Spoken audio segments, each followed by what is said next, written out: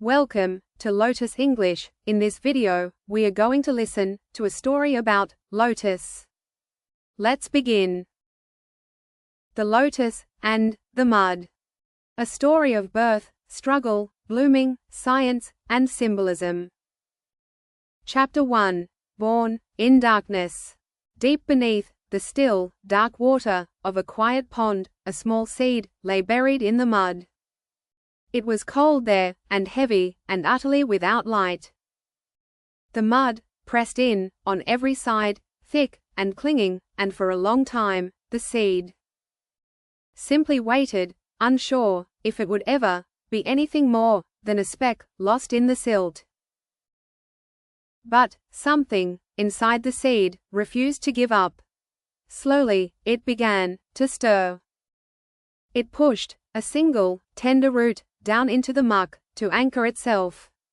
And then, it pushed a stem upward, up through the darkness, up through the cold water, reaching for something it could not yet see, but somehow knew was there.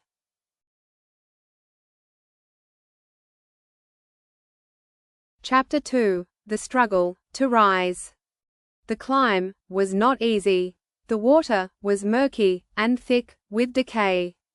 Fish nibbled at the young stem. Currents bent it sideways. More than once, it seemed the stem would break before it ever reached the surface. But it kept growing, inch by patient inch, drawing strength from the very mud that had once seemed like a prison. What kind of lotus is our hero?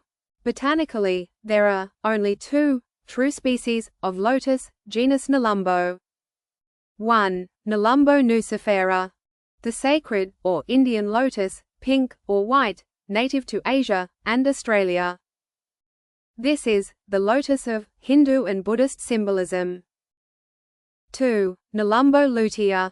The American, yellow lotus, native to North and Central America. From these two, hundreds of cultivars have been bred for color and form. What many call lotus, with flowers floating flat on water, are actually water lilies. Genus Nymphaea, 50+ species. The lotus always rises above the water, determined to reach the sun. Chapter 3. The blooming. Then, one morning, the stem broke through the surface of the water and into the open air. A single bud unfurled, and the lotus bloomed, its petals a soft, radiant pink. Untouched by the dirt it had come from. Sunlight fell across its face for the first time, and dew gathered like tiny jewels on petals. So clean and bright that no one passing by could have guessed that the flower had been born from mud and darkness. Through the day, the lotus faced the world. Winds tried to tear its petals.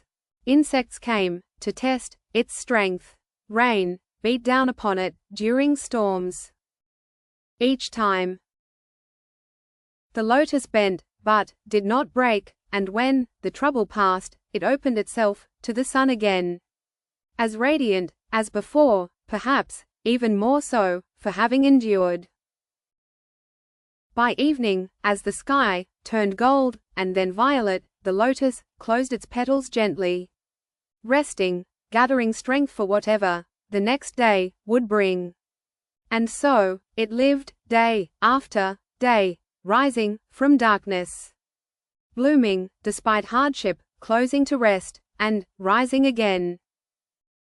Cultural heart. It is the national flower of India and Vietnam. Alive in art, architecture, poetry, and temples. Practical and ecological gifts. In Asian cuisines, its roots, rhizomes, seeds, and leaves are eaten. In Ayurveda and traditional Chinese medicine, it supports digestive and cardiovascular health. Ecologically, it filters water, shelters aquatic life, and feeds pollinators. Scientific wonder. The famed lotus effect. Its leaves are naturally water repellent and self-cleaning. Water beads up and rolls off, carrying dirt. This has inspired biomimetic self-cleaning coatings and water-resistant materials.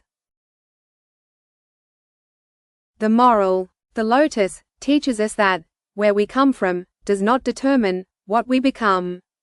It is possible to rise from mud, from hardship, struggle, or difficult beginnings, and still bloom into something beautiful, strong, and untouched by the very darkness that shaped us.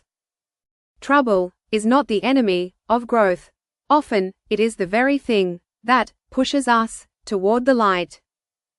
True beauty is not the absence of struggle, but the grace with which we rise through it.